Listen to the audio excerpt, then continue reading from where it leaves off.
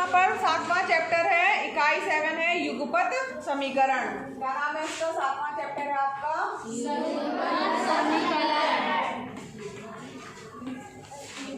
समीकरण। ठीक है। अब यहाँ पर युगपत समीकरण है क्या? युगपत नाम से क्या मतलब है? तो युगपत का मतलब होता है साथ साथ। युगपत मतलब होता है साथ साथ, और समीकरण मतलब कि कोई चीजें, दो चीजें जो है वो साथ साथ होने के लिए दो चाहिए ना, यानी कि दो चीजें रहेंगी जो कि साथ साथ होंगी। अब यहाँ पर युगपत समीकरण को दो चर वाले रैखिक समीकरण भी कहा जाता है। तो यहाँ पर सबसे पहले जानना जरूरी है चर राशियाँ क्या होती है और अचर राशियाँ क्या होती है। तो चर राशियाँ आ से हमने बताया था, आ से अंक, आ से अचर, जितने भी अंक होंगे वो क्या होंगे? अचर राशियाँ होंगे। और चर राशियों में x, y, z, ठीक है, इस तरीके से यहाँ पर जो है इनको चर राशियाँ कहा जाता है। तो यहाँ पर जो युगपत समीकरण है, चूंकि यहाँ पर युगपत का मतलब होता है साथ साथ, यानी दो जो है क्या चर राशियाँ साथ साथ होंगी, ऐसे समीकरण होंगे। समीकरण में बराबर का निशान होता है, एक तरफ LHS होता है, लेफ्ट हैंड साइड होता है, एक तरफ जो है RHS होता है, ठीक है, जिसको कि राइट हैंड साइड बोला जाता है। दायां पक्ष और बायां पक्ष, एक बराबर का चिन्ह जरूर होता है समीकरण में। तो यहाँ पर आपके पास दो समीकरण होंगे जिसमें दो जो है चर राशियाँ होंगी। चर राशियों में जनरली हम x और y को लेकर के चलेंगे, ठीक है। तो यहाँ पर दो समीकरण कैसे, जैसे a1x plus b1y plus c equal to 0, ये एक समीकरण हो गया, ठीक है, दिख रहा है। इसमें दो जो है क्या है चर राशियां x और y। इसी तरीके से दूसरा समीकरण होगा a2x plus b2y plus c2 equal to 0, ठीक है। तो ये एक समीकरण हो गया, एक समीकरण ये हो गया। तो ये दोनों जो है वो क्या है समीकरण हो गए, जिनको क्या कहा जाएगा? दो चर वाले रैखिक समीकरण। रैखिक मतलब होता है जिसकी पावर 1 हो, x की पावर भी यहाँ पर 1 है, y की पावर भी 1 है, ठीक है, तो उसको जो है रैखिक बोला जाएगा। अगर पावर 2 होता है तो द्विघाती समीकरण, दो घात वाले समीकरण हो जाएंगे, वो अलग बात है, हमको उससे मतलब नहीं है। हमें ये होना चाहिए कि दो चर राशियों वाला जो है ये क्या है वो रैखिक समीकरण है। तो यहाँ पर इनको हम हल कैसे करेंगे? युगपत समीकरण जो रहेंगे, दो समीकरण रहेंगे, इनको हल करना है। तो यहाँ पर देखिए दो चर राशियाँ या अज्ञात राशियाँ, अज्ञात है ये, तो ठीक है, ऐसे समीकरणों को युगपत समीकरण कहा जाता है। यहाँ पर एक शर्त है इसकी कि a1/a2 does not equal to b1/b2, यानी कि a1/a2 जो है वो b1/b2 के बराबर नहीं होना चाहिए। इस तरीके से अगर दो समीकरण दिए हैं तो इनको युगपत समीकरण कहा जाएगा, ठीक है। सबको समझ में आ गया? यस। चलिए अब यहाँ पर इसको हल करने की विधियों के बारे में जानते हैं। तो एक मेथड तो ऐसा है कि यहाँ पर हम जो है एक सारणी बना करके जो है x का मान कुछ रखेंगे, तो उसके अनुसार y का मान आएगा समीकरण में, और उसको उस तरीके से हल करेंगे। तो एक सारणी बना करके हम हल कर सकते हैं। और दूसरी विधि है प्रतिस्थापन विधि, और तीसरी विधि है विलोपन विधि। तो सारणी बना करके हल करने वाली विधि थोड़ा कठिन होती है, जनरली हम उसको नहीं यूज़ करते हैं। तो इसको हल करने की जो विधियों की बात करें हम, यहाँ पर अगर हम बात करें हल करने वाली विधियों की,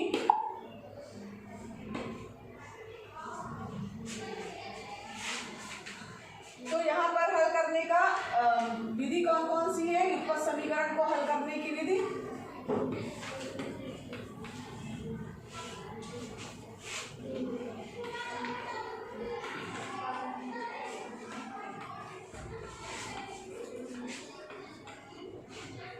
इस पूरे चैप्टर में हम दो विधियों के बारे में पढ़ेंगे।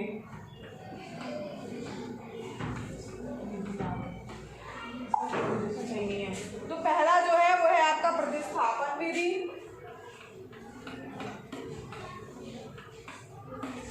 ठीक है,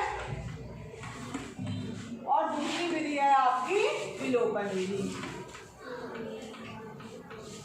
विलोपन विधि, ये दो विधियों माध्यम से हम समीकरण को हल करना सीखेंगे, प्रतिस्थापन विधि के द्वारा और विलोपन विधि के द्वारा।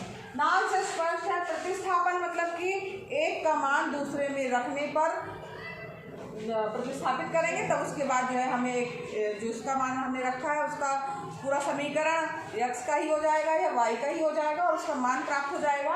और विलोपन विधि में क्या होगा कि हम किसी भी दोनों समीकरण में जो है किसी चीज़ का मल्टीप्लाई करने पर या एक जैसा होने पर जो है जोड़ेंगे या घटाएंगे, विलोपित करेंगे, तब आप अपने आप उसका हल निकलेगा। इसको हल करेंगे तो आपको ज़्यादा समझ में आएगा। अब यहाँ पर देखिए प्रश्नावली में आइए 7A, अभ्यास 7A।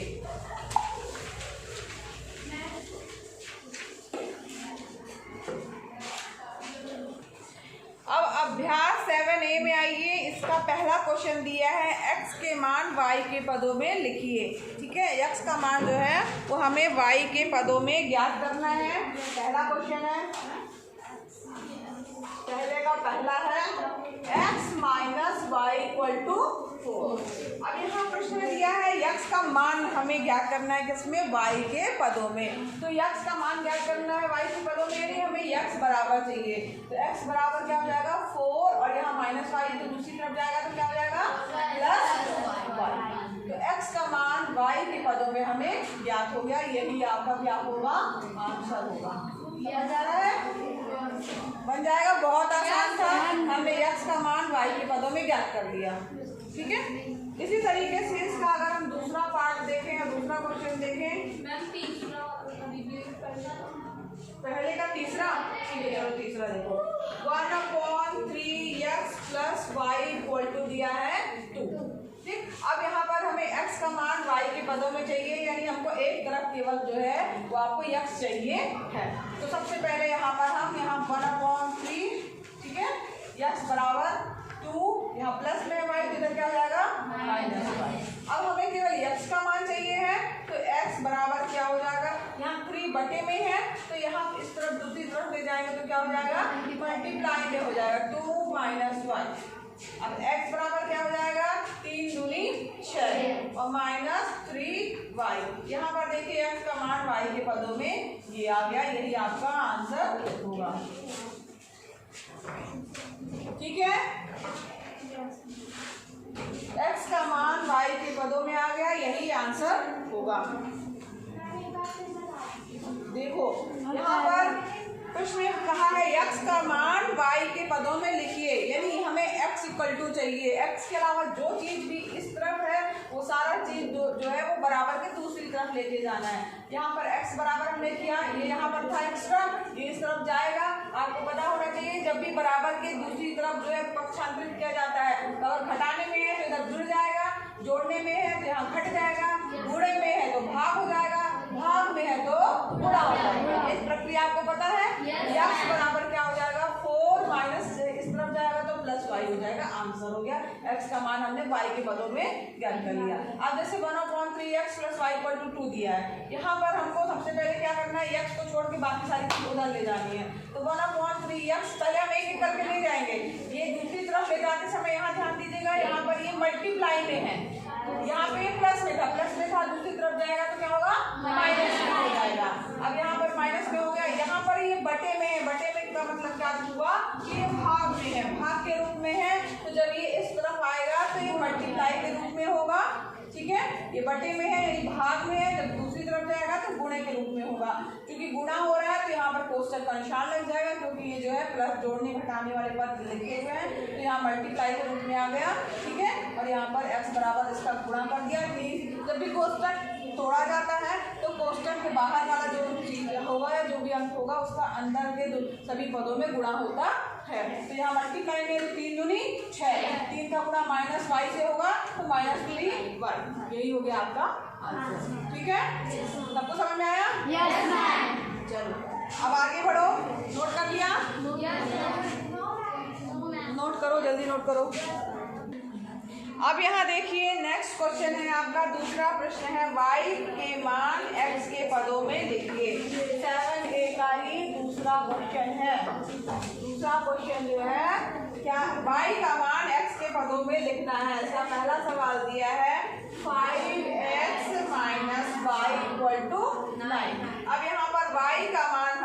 करना है यक्स के पदों में। अब यहाँ पर y का मान ज्ञात करना है, यदि हमको y को इधर रखना, बाकी सारी चीज दूसरी तरफ ले जाना है। यहाँ तो माइनस वाई बराबर क्या हो जाएगा 9, और यहाँ पर 5x प्लस में है तो दूसरी तरफ जाएगा तो माइनस 5x। ठीक है, अब यहाँ पर y का मान ज्ञात करना है तो यहाँ पर माइनस जो है वो यहाँ से हटाएंगे, यहाँ पर माइनस का गुणा करेंगे तो ये प्लस हो जाएगा, तो यहाँ पे भी सब में माइनस का गुणा हो जाएगा, तो यहाँ पर क्या हो जाएगा माइनस 9 प्लस 5x, तो y बराबर क्या हो जाएगा 5x माइनस 9। ठीक है, यही इसका आंसर होगा। यहाँ पर हमने y का मान जो है वो x के पदों में ज्ञात कर लिया। ठीक है, y का मान इस बार हमने ज्ञात किया है x के पदों में। समझ में आया सबको? यस सबको समझ में आ गया? यस।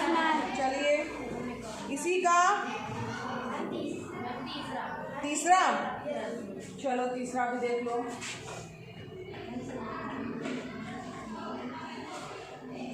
तीसरा प्रश्न है आपका 2x प्लस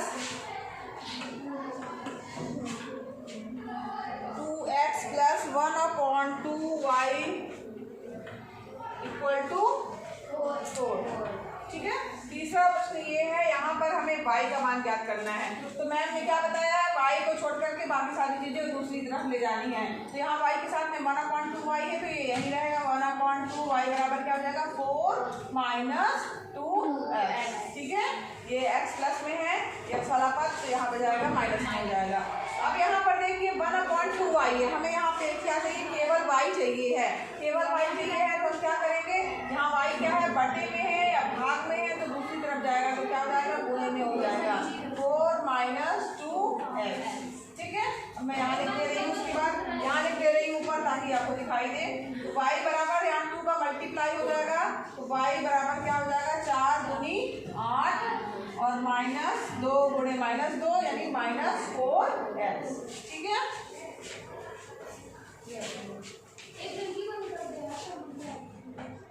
तो ये y बराबर क्या हो गया 8 माइनस 4x। y का मान हमने x के पदों में ज्ञात कर लिया, यही इसका आंसर होगा। ठीक है, नोट करिए। इसके बाद यहाँ पे देखना ये वाला,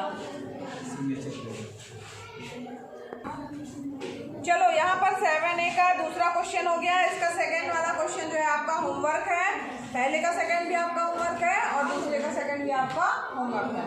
अब तीसरा प्रश्न है, सारणी विधि से इसको हल करना है। सारणी विधि थोड़ा सा टफ है तो चलो छोड़ दो इसको। चौथा प्रश्न हम लोग कर रहे हैं, थोड़ा सा उसको करने में भी इसको टाइम लगेगा सारणी विधि वाले में।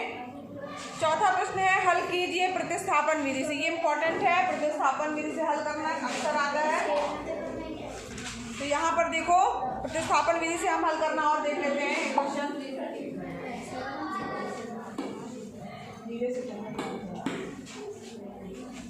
चौथे का पहला क्वेश्चन देखिए, 7A का चौथे का पहला क्वेश्चन है। क्वेश्चन दिया हुआ है आपका, हल करना है प्रतिस्थापन विधि से। x माइनस दो समीकरण दिए, x माइनस वाई बराबर 4 और दूसरा समीकरण क्या दिया है 3x plus 2y equal to 27। इसको हमने 1 मान लिया, इसको हमने मान लिया क्या 2। अब यहाँ पर ध्यान से समझिएगा किस विधि को प्रतिस्थापन विधि कहा जाएगा। प्रतिस्थापन का मतलब होता है कि एक का मान जो है, चाहे हम x का मान निकाल के y के पदों में रखें, निकाल लें और दूसरे वाले समीकरण में रख दें। तो पहले समीकरण से x बराबर क्या हो जाएगा y प्लस 4, y को इस तरफ लेके जाएंगे तो y आ जाएगा प्लस 4 है। तो यहाँ पर समीकरण 1 से क्या हो गया, समीकरण 1 से। ठीक है, x बराबर क्या हो गया y प्लस 4। अब हमने x का मान y के पदों में ज्ञात कर लिया और यही मान दूसरे समीकरण में हमको रखना है। समीकरण 2 में मान रखने पर, में x का मान रखने पर, x का मान हमने क्या निकाला y प्लस 4, x का मान रखने पर। अब रखिए मान यहाँ पर, तो क्या आ जाएगा 3, x की जगह पर हम क्या रखेंगे y plus 4 plus 2y equal to 27। Multiply कर दीजिए 3 का, 3y प्लस 4 के 12 plus 2y equal to 27। 3y और 2y कितना हो जाएगा 5y इक्वल 27, यहाँ 12 प्लस में है, दूसरी तरफ जाएगा तो -12 हो जाएगा। तो 5y बराबर क्या आ जाएगा, 27 में से 12 गया, कितना गया, कितना बचा, 15। तो y बराबर क्या आ जाएगा, 15। अब चूंकि यहाँ मल्टीप्लाई में है, यहाँ बच्चे ये गलती कर देते हैं। यहाँ पर विशेष चीज, सबसे इम्पोर्टेंट चीज ये है कि आप लोग मिस्टेक कहाँ करते हो, बिल्कुल क्लियर हो जाओ कि अगर बराबर के इस तरफ गुणे में है तो आपको भाग करना है, ठीक है, भाग में है तो गुणा करना है, जोड़ में है तो घटाना करना है, और घटाने में है तो जोड़ना है। बराबर के दूसरी तरफ ले जाएंगे। बच्चे क्या करते हैं, यहाँ 5y को अगर यहाँ ले जाना तो -5 कर देंगे। ये बहुत बच्चे मिस्टेक करते हैं। तो ये देखना है कि यहाँ पर अभी क्या है, यहाँ हमने बराबर से जब यहाँ पर प्लस था तो इधर लेके गए तो ये माइनस में हो गया, लेकिन यहाँ जब हम इसको y को निकाल रहे हैं ये मल्टीप्लाई में है, ठीक है, मल्टीप्लाई में है तो दूसरी तरफ जाएगा तो क्या हो जाएगा, डिवाइड हो जाएगा। तो 3 एकम 3, 3 बटे 15। तो y का मान क्या आ गया, y इक्वल टू 5।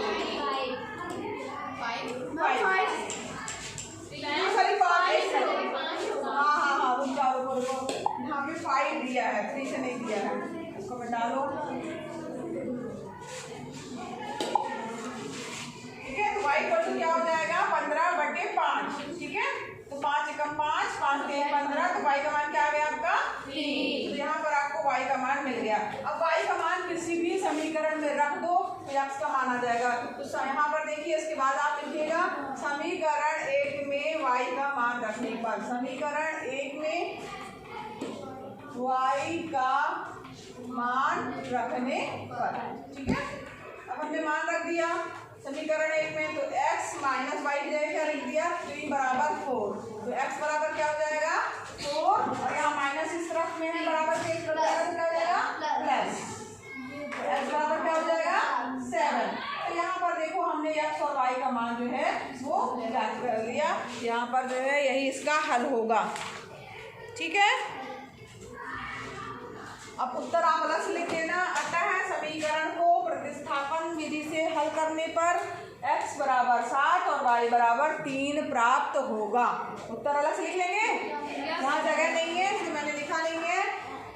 दिए गए समीकरण को प्रतिस्थापन विधि से हल करने पर x इक्वल टू 7 या x का मान 7 और y का मान 3 प्राप्त होगा, ठीक है। बोलो भाई, सबको समझ में आया? बन जाएगा?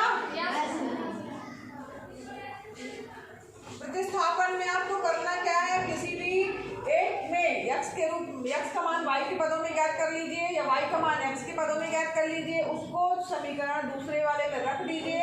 रखने पर अपने आप केवल एक ही चीज बचेगी, एक ही जो है क्या, चर राशि बचेगी। जैसे मान लीजिए अगर हमने x का मान y के पदों में रखा तो केवल यहाँ y बचेगा, ठीक है। अगर हम मान लीजिए y का मान रखते तो यहाँ केवल x ही बचता और उसका मान ज्ञात हो जाता।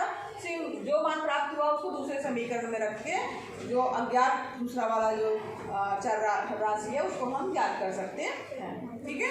इसी तरीके से इसका सेकेंड वाला आपका होमवर्क है, सेकेंड वाला कर लीजिएगा और फोर्थ कर लीजिएगा। इसके आगे जो है नेक्स्ट अगले क्लास में पढ़ेंगे हम लोग।